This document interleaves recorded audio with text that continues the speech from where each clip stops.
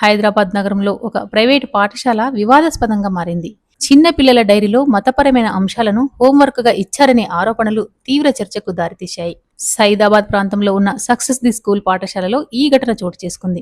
2వ తరగతి చదువుతున్న ఒక విద్యార్థి డైరీలో ఖలీమా మరియు ఇతర మతపరమైన అంశాలను చదవాలని ఉపాధ్యాయురాలు షేక్ ఆయిషా పర్వీన్ హోంవర్క్ ఇచ్చారని విద్యార్థి కుటుంబ సభ్యులు ఆరోపించారు. దీనిపై విద్యార్థి బంధువులు తీవ్ర అభ్యంతరం వ్యక్తం చేస్తూ పాఠశాల యజమాన్యాన్ని నిలదీశారు.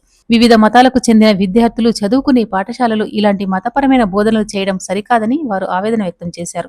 ఈ ఘటనపై పాఠశాల యాజమాన్యం స్పందిస్తూ సంబంధిత ఉపాధ్యాయురాలి విధుల నుండి తొలగిస్తున్నట్లు అధికారంగా ప్రకటించింది. సదరు టీచర్ ఇకపై తమ విద్యా సంస్థలో ఎక్కడ పనిచేయడానికి వీలు లేదని స్పష్టం చేస్తూ టెర్మినేషన్ లెటర్ను జారీ చేశారు. ఇది పొరపాటున జరిగిందని యాజమాన్యం పేర్కొన్నట్లు సమాచారం. ఈ వివాదం బీజేపీ నేతలు, వీహెచ్పీ ప్రతినిధులు తీవ్ర స్థాయిలో స్పందించారు.